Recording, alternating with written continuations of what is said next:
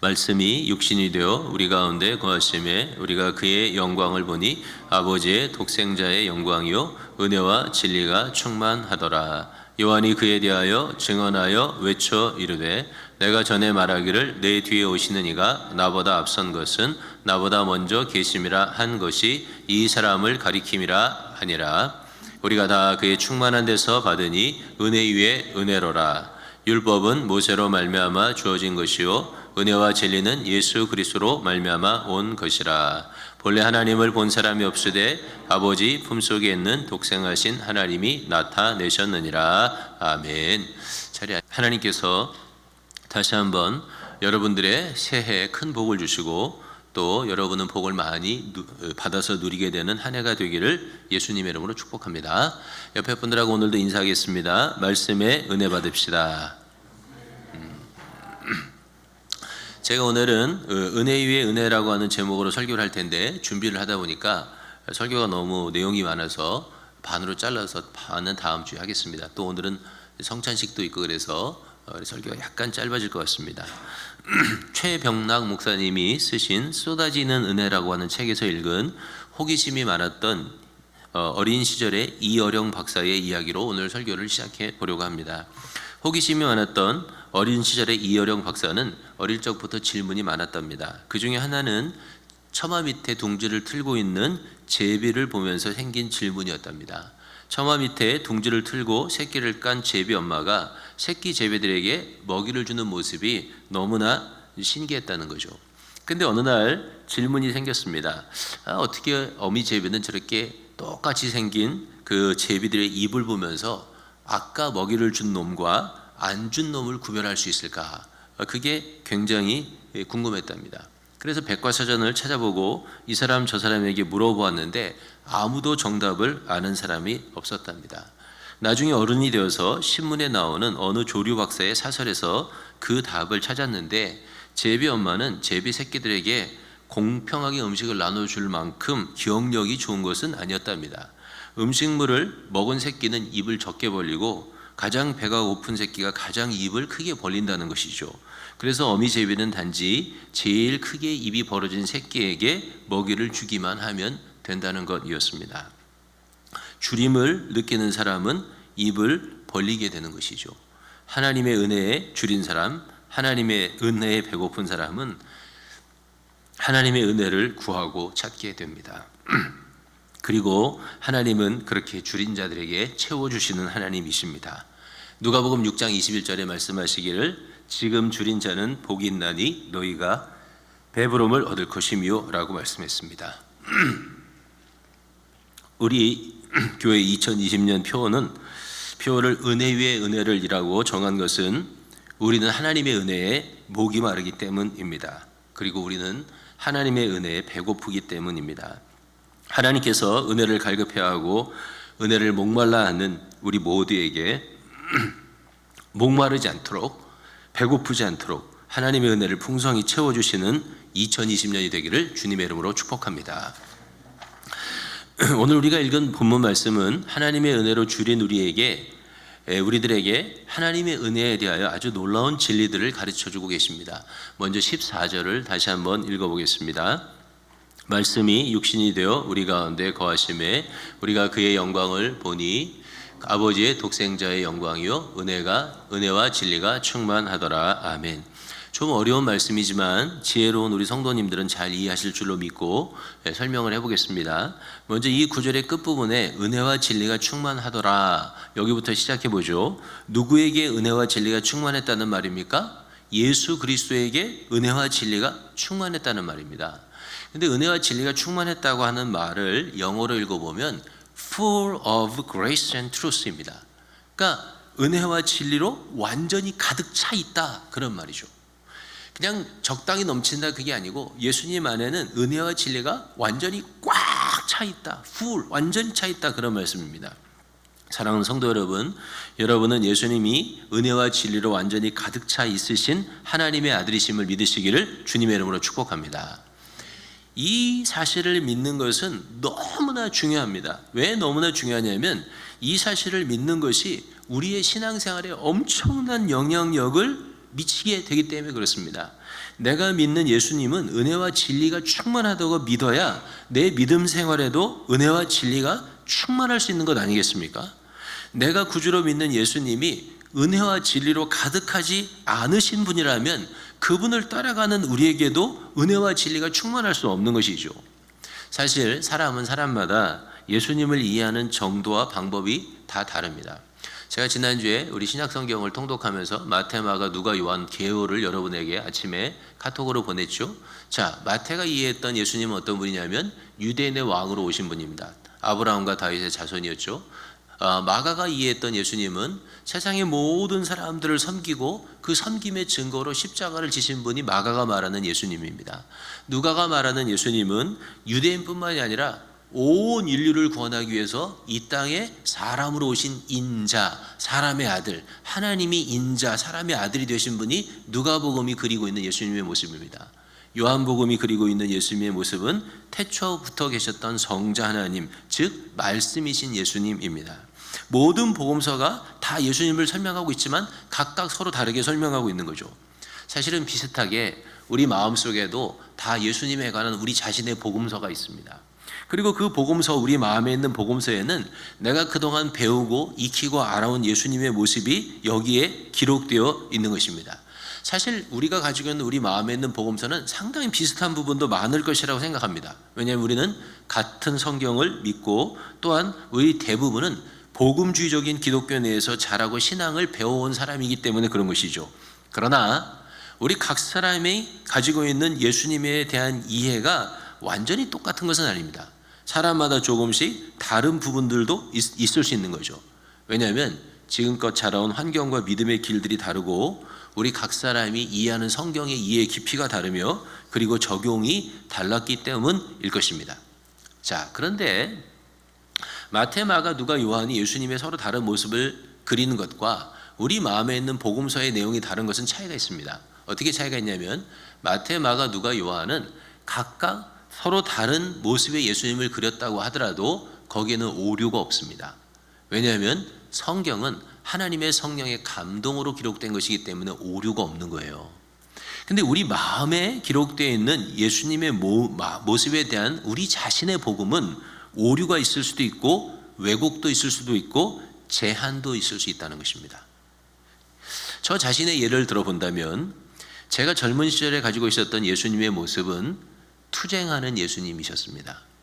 한국에서 청소년 시절과 청년 시절을 70년대, 80년대 보내면서 신앙생활을 해온 사람들, 특히 진보적인 신학과 철학의 영향을 받은 분들이 공통적으로 가졌던 예수님의 이미지입니다. 그 예수님의 이미지는 민중과 함께 투쟁하는 예수님입니다. 한국의 민주화 운동을 온몸으로 경험하면서 키웠던 신앙에 그려진 예수님은 민중과 함께 투쟁하는 예수님이었고 그 예수님의 이미지는 제 마음의 깊은 곳에 자리를 잡게 되었던 것입니다. 그러면 민중과 함께 투쟁하는 예수님의 모습이 나쁘냐? 그리고 민중과 함께 하는 예수님의 모습이 아니냐? 물론 아닙니다. 그것도 예수님의 모습이죠. 왜냐하면 주님은 늘 가난하고 병들고 소외되고 핍박받는 사람들의 편에 서 계셨었으며 그들의 권리와 인권과 신앙을 위해서 기득권을 가지고 있던 계층, 즉 제사장이나 바리새인이나 사두개인들과 다툼과 분쟁을 마다하지 않으셨던 분이기 때문에 그렇습니다. 자, 근데 문제는 예수님에 대한 이해와 이미지가 이렇게 민중과 함께 투쟁하는 예수님의 한 모습에만 사로잡혀 있으면 그 다음에는 문제가 생깁니다. 왜냐하면 민중과 함께 투쟁하는 예수님의 모습은 예수님의 공생의 사역의 한 모습이지 그것이 예수님의 모든 모습은 아닌 것이죠. 예수님의 그 한 모습에만 매달려 신앙생활을 하게 된다면 신학자가 될 가능성이 있습니다. 왜냐하면 하나만 깊이 파니까. 또 생활과 믿음에서 굉장히 단순하고 편할 수 있습니다. 왜냐하면 그것만 내가 보고 있으니까. 그러나 믿음이 너무너무 제한됩니다. 그리고 그 제한됨이 또는 좁음이 심해지면 예수님에 대하여 왜곡된 신앙을 갖게 되는 것입니다. 그래서 저는 젊은 시절에 예수님의 넘치는 은혜를 기대하지는 못했던 것으로 생각됩니다. 하나님의 은혜가 제 젊은 시절에 없었다는 게 아니에요. 하나님의 은혜가 제 젊은 시절에도 있었습니다.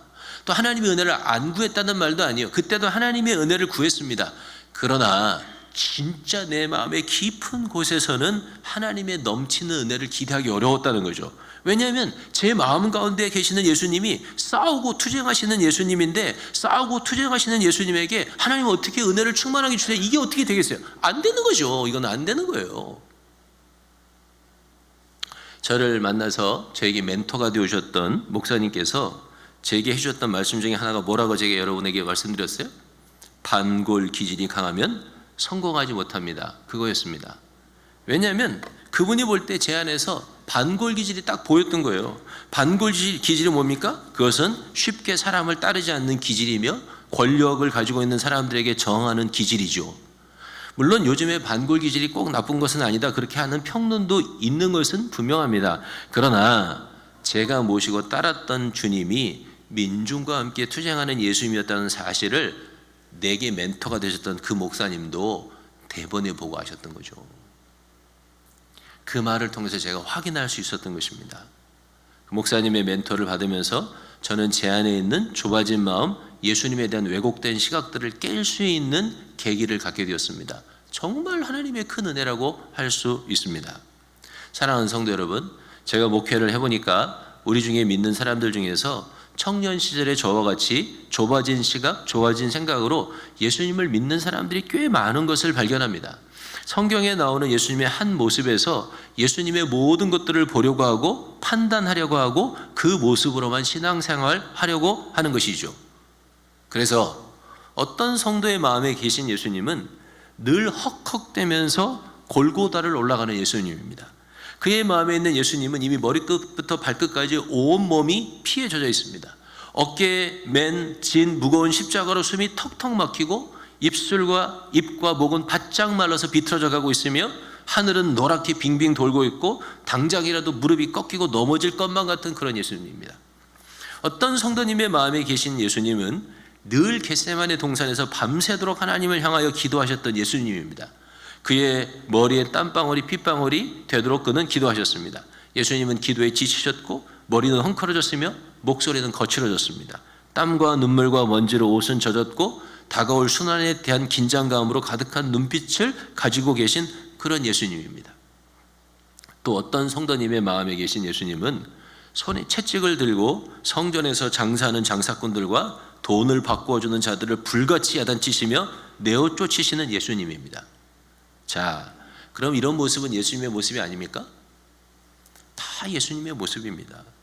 그런데 이 한 가지 장면에만 내가 가지고 있는 예수님의 상이 깊이 집중되어 있고 깊이 거기에만 내가 꼽혀 있다면 그 사람은 제한된 신앙을 갖기에 십상이라는 거예요. 다른 모습을 우리가 모른다는 게 아니에요. 알아요. 그런데 내 마음 안을 깊이 들여다보면 각 사람이 가지고 있는 예수님에 대한 집중된 모습이 있는데 그게 뭐냐에 따라서 우리의 신앙과 삶이 굉장히 제한될 수 있다는 거예요. 특히 제가 지금까지 말씀드린 예수님의 모습에만 집중된 사람들, 그런 사람들은 예수님에게서 넘치는 은혜와 진리를 공급받기 쉽지가 않습니다. 왜냐하면 예수님의 희생과 헌신에 눈물이 나고 감사하고 고마운 것은 사실이지만 이 골고다를 오르기 위해서 피땀이 범벅이 된 예수님이나 아니면 밤새도록 기도해서 지치신 예수님이나 아니면 제사장의 무리들에게 잡히게 되실 그 예수님, 또는 채찍을 들고 부르렁을 치시는 예수님에게 주님 저에게 은혜를 넘치게 주십시오, 이런 말이 떨어집니까? 참 안 떨어지는 거예요. 이거는 이게 이성적으로 그렇게 안 된다는 게 아니고요, 우리의 가장 깊은 내면이 그게 잘 안 된다는 거예요. 자, 여기에 중요한 포인트가 하나 있습니다. 그것은 우리가 믿는 예수님의 모습, 우리가 그리고 있는 예수님의 모습은 결국은 어디까지 가냐면 우리의 상상을 초월하는 데까지 가는데 영향력을 미치는, 그게 뭐냐면 결국 내 모습이 내가 믿는 예수님의 모습을 반영하게 된다는 거예요. 이것은 마치 모세가 시내산에 올라가서 하나님을 만나고 나서 그 하나님의 영광이 그 얼굴에 반영돼서 얼굴이 빛나는 것과 똑같아요. 그래서 만약에 내가 믿는, 내가 그리고 있는 예수님의 내 안에 있는 모습이 민중과 함께 투쟁하는 예수님이라면 그 사람은 민중과 함께 투쟁하는 사람이 되기가 쉽습니다. 거의 그렇게 되는 거죠. 내가 매일 십자가를 지고 헉헉거리며 골고다를 오르고 계시는 주님의 모습이 내 안에 있는 주님의 가장 큰 모습이라면 그 사람은 헉헉거리며 골고다를 오르는 신앙생활을 하기가 십상입니다.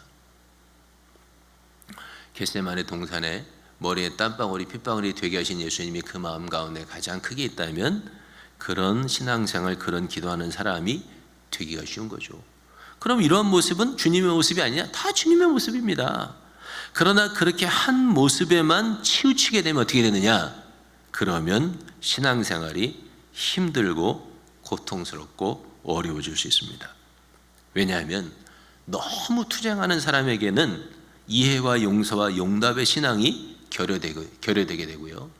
너무 헉헉거리는 신앙은 여유와 나눔과 베품의 모습이 고갈되며 너무 기도에만 모든 것을 거는 사람에게는 하나님의 예정과 섭리하심과 자비하심을 누릴 수 있는 평안함이 부족하게 되는 거죠. 즉 예수 안에 있는 풍성한 신앙생활, 은혜가 충만한 신앙생활로 나아가지 못하게 됩니다. 그래서 하나님은 우리에게 성경을 몇 줄만 주신 게 아니고요. 그래서 사복음서를 주셨고 그 다음에 신약에 27권을 주셨고 구약에 39권, 그래서 66권의 성경을 주신 거죠. 왜냐하면 예수님의 한 모습, 한 사역에만 모든 생각과 마음과 감정이 집중되어 너무 좁은 시각을 갖거나 왜곡된 신앙을 갖기를 하나님은 원하지 않으시는 것입니다. 하나님은 우리가 주 예수를 깊이 아는 놀라운 은혜 가운데 나아가기를 원하시는 거죠. 믿으시면 아멘 하시기 되기를 바랍니다. 그래서 여러분이 성경을 열심히 읽어야 되는 거예요. 그래서 성경 공부에 열심히 참여해야 하는 것입니다. 자기 신앙에만 너무 집착하지 말고 내 신앙만 너무 옳다고 고집해서는 그래서 안 되는 것이죠. 주 예수를 깊이 아는 놀라운 은혜가 있으려면 내가 가지고 있는 생각, 내가 가지고 있는 집착, 여기에 연연하지 말고 더 큰 은혜의 바다로 나가야 되는 것이죠. 혹 의심이 많으신 분들은 아니 목사님 그러다가 내가 2단이나 3단이나 잘못된 신앙에 빠지면 어떻게 합니까? 그렇게 물어보실 수 있습니다. 그리고 그런 염려를 갖고 있는 분들이 의외로 많이 있습니다. 맞는 말이죠. 그래서 하나님이 우리에게 주신 게 있어요. 그게 뭐냐면 2000년의 전통이라는 것입니다. 기독교는요 그냥 오늘만 있는 게 아니에요. 2000년의 역사 동안에 우리의 신앙의 선배들이 얼마나 기도하고 얼마나 묵상하고 얼마나 성경을 연구하고 얼마나 주님과 동행하면서 남겨놓은 아름다운 신앙의 기록들이 풍성한지 모르는 거죠. 우리가 알고 있는 것은 그 엄청난 유산 중에서 지극히 작은 부분에 지나지 않는 것이죠. 꼭 고전이 아니더라도 우리와 함께 이 시대를 살아가는 우리 주변에 있는 분들 중에서도 검증된 좋은 신앙의 선배들이 내어놓는 책들과 간증들, 유튜브의 강의 이런 것들이 얼마나 많은지 모르는 것입니다. 내가 주 예수를 깊이 아는 은혜 가운데 나아가려면 나의 좁아진 생각과 나의 좁아진 마음을 하나님 앞에 내려놓고 더 많은 것들을 배우고 더 많은 것들을 이해하기 위해서 믿음으로 앞으로 나아가는 노력이 필요한 것이죠.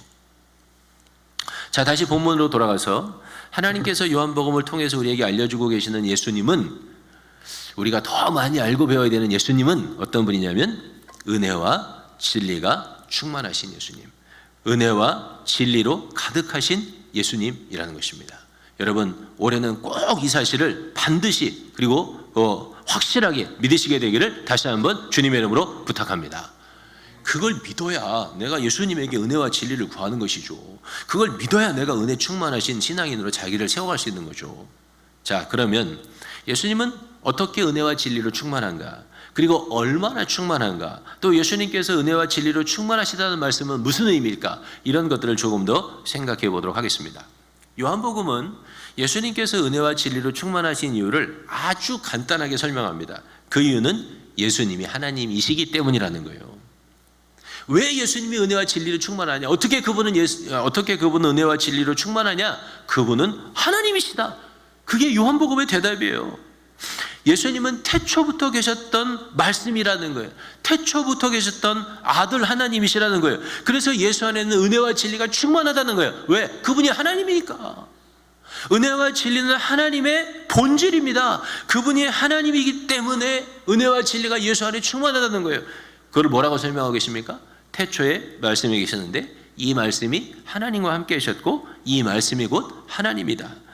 온 우주와 만물이 이 말씀으로 말미암아 창조되었고 이 말씀 안에는 생명이 있었다. 그런데 그 말씀이 육신을 입고 이 땅에 오시게 되는데 육신을 입고 이 땅에 오신 이유는 그분이 우리 가운데 함께 거하시기를 원하시기 때문이다. 그런데 그분이 육신을 입고 이 땅에 오셨지만 인간을 입고 이 땅에 오신 이후에도 그분은 여전히 말씀이시고 그분은 여전히 하나님이시다. 그리고 그분이 누구라고요? 그분이 예수님이다. 그게 요한복음의 증거예요. 그래서 예수님이 하나님이시기 때문에 예수님 안에는 은혜와 진리가 충만하고 그 육신을 입고 이 땅에 오신 예수 그리스도를 바라보니까 그 안에 어떻게 해요? 하나님의 영광이 가득했다는 거예요. 왜냐하면 그분은 하나님이시기 때문에 그 영광이 얼마나 가득했는지 우리가 볼 수 있었다는 것입니다. 그 영광 가운데 동시에 충만했던 게 뭐냐면 은혜와 진리다, 이렇게 가르치고 있는 거죠.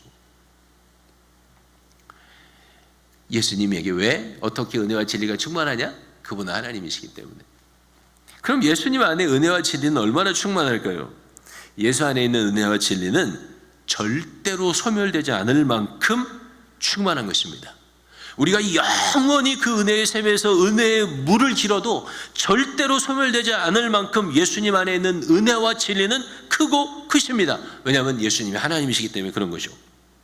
하나님의 본질이신 은혜와 진리는 절대로 메마르거나 고갈되지 않습니다. 제가 지난주에 어머니를 모시고 미시간 호수가에 잠깐 다녀온 일이 있습니다. 미시간 호수가 얼마나 큰지, 그리고 또 미시간 호수와 연결된 오대화가 얼마나 큰지를 어머니에게 제가 설명을 드렸습니다. 근데 제가 미시간 호수에 이렇게 가면 항상 제가 마음에 상상하는 게 있어요. 왜 그런 상상을 하는지는 몰라. 근데 미시간 호수에만 가면 제가 상상하는 게, 저 미시간 호수에다가 빨대를 꽂고 물을 마시면 어떻게 될까, 이제 그 상상을 해보는 거예요. 한번 생각해 보세요.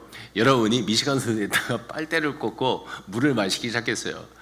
여러분이 평생 미시간 호수에 빨대를 꽂고 물을 마시면 미시간 호수가 고갈되겠습니까? 마르겠습니까? 절대로 그렇게 안 되는 거죠. 절대로 그렇게 안 되는 거예요. 근데 하나님, 우리 예수 안에 있는 은혜와 진리는요, 오대화보다 큰 거죠. 온 인류가 그 은혜의 호수에 빨대를 꽂고 매일같이 끊임없이 그 은혜와 진리를 공급받는다고 하더라도 예수 안에 있는 은혜와 진리는 절대로 고갈되지 않는 거예요. 그분이 우리의 주님이에요. 그분에게서 우리는 평생 은혜를 공급받고 살아가는 거예요. 그러니 이것이 얼마나 놀랍고 놀라운 일입니까? 자, 이제 조금 더 깊은 곳으로 들어가 봅시다. 예수 안에 은혜와 진리가 넘치도록 충만한 것을 알았습니다. 그렇다면 예수님 안에 은혜와 진리가 넘친다는 의미는, 우리를 향한 의미는 무엇일까요? 제가 좋아하는 존 파이퍼 목사님은 이 부분을 이렇게 설명합니다. 제가 조금 읽어볼게요. 예수님 안에 계시된 하나님의 영광은 죄 안에 있는 우리를 소멸시키지 않습니다. 대신에 그리스도 안에 있는 하나님의 영광은 우리를 향한 하나님의 은혜가 됩니다. 그 은혜는 매우 큽니다. 이것은 너무나도 복된 소식입니다. 하나님께서 심판자와 처벌자로서 육신을 입고 등장할 수도 있었지만, 그러면 우리 모두는 하나님 앞에 죄인으로 서게 되며 영원한 형벌에 처해졌을 것입니다. 그러나 하나님은 그렇게 오신 것이 아닙니다. 하나님이신 말씀은 우리에게 은혜로우시기 위해서 육신이 되셨습니다. 하나님은 우리에게 은혜로우시기 위해서 육신이 되셨다는 거예요. 그리고 그 은혜는 너무나 크고 크다는 것이죠. 근데 그 다음에 이렇게 설명합니다. 하나님은 우리에게는 은혜롭고 자신에게는 참되십니다. 그리스도께서 우리를 위하여 죽으셨을 때 그분은 우리에게는 너무나 은혜로웠습니다. 그러나 자기 자신에게는 진실되었습니다. 자기 자신에게 진실되었다고 하는 것을 뭐가 충만했다? 진리가 충만했다고 기록하고 있는 거예요. 하나님이 우리에게는 한량없는 은혜로우신 거죠. 자신을 십자가에 죽도록 내어주실 만큼 하나님의 은혜는 우리에게 한량 없습니다. 그러나 우리를 향한 하나님의 은혜로우심은 하나님의 자신을 향하신 진실되심과 항상 어떻게 돼요? 항상 조화를 이루는 거예요. 그 죄를 그냥 볼 수 없으셨기 때문에 자기 자신에게 대해 진실하신 주님은 육신을 입고 이 땅에 오셔서 십자가에 죽으셔야 됐던 것이죠. 그러나 그렇게 자신에게 진실되셨지만 그 진실하심 때문에 우리에게는 어떻게 하셨다고요? 한량없는 은혜로 우리를 대하셨다는 거예요. 그래서 말씀이 육신이 되어 우리 가운데 베푸신 은혜는 적당주의적인 은혜가 아닙니다. 그는 감상적인 은혜도 아닙니다. 그 은혜는 의롭고 그 은혜는 하나님의 명예를 드높이며 그 은혜는 대가를 지불하는 그런 은혜인 것이죠. 이 은혜는 예수님을 십자가의 죽음으로 이끌어 가신 은혜이며 그 십자가의 죽음을 위해서 하나님은 육신을 입으셔야만 했던 그런 은혜입니다.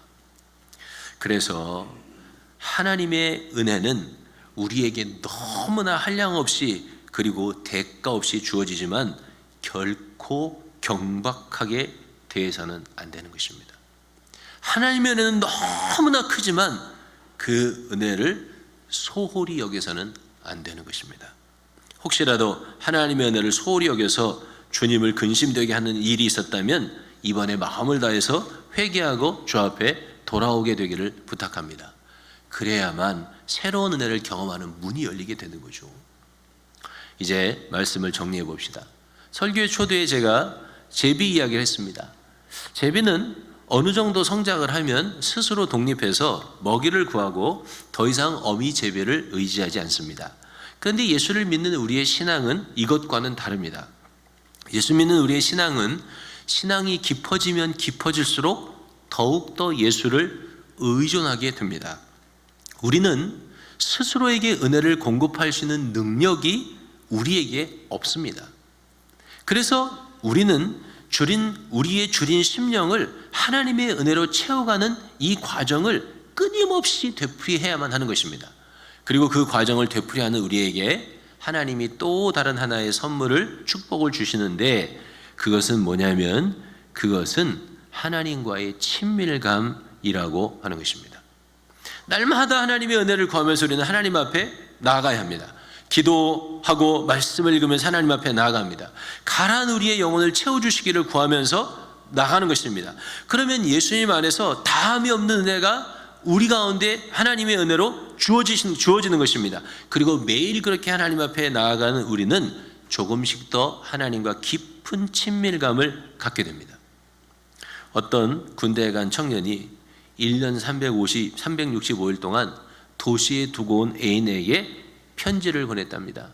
열심히 편지를 보낸 결과 1년 후에 이 도시의 애인은 우체부와 사귀게 되었답니다. 우스갯소리 같지만 친밀감은 무엇으로 이루어져요? 잦은 만남으로 이루어지는 거예요. 하나님의 은혜를 끊임없이 구하는 삶이 우리 가운데 있어야 되는 거죠. 그럼 하나님은 끊임없는 은혜를 부어주세요. 그리고 그 끊임없는 하나님의 은혜를 받는 사람에게서 나타나는 결과는 뭐냐면 축복은 하나님과의 친밀감이라는 거예요.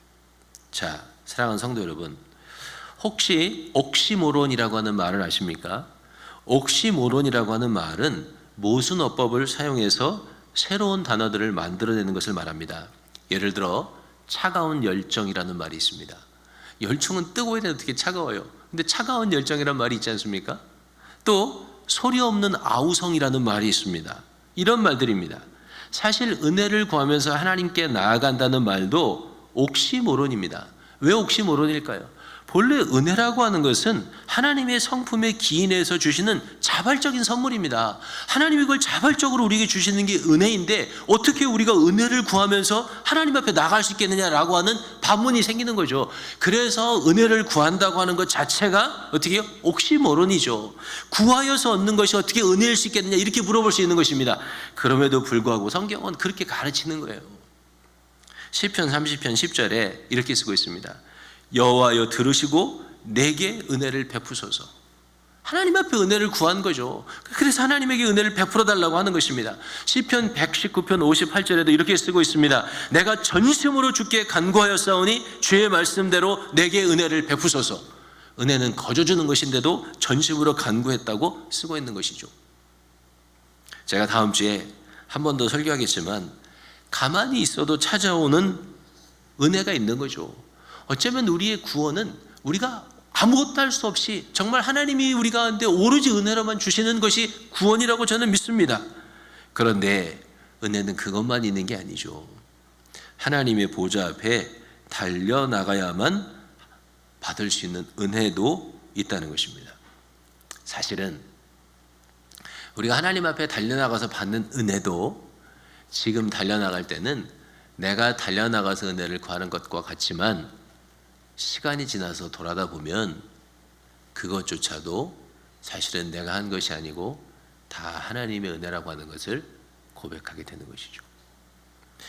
2020년 여기까지 살아온 것도 주님의 은혜입니다. 그러나 올해 우리 더 하나님 앞에 열심히 나갑시다.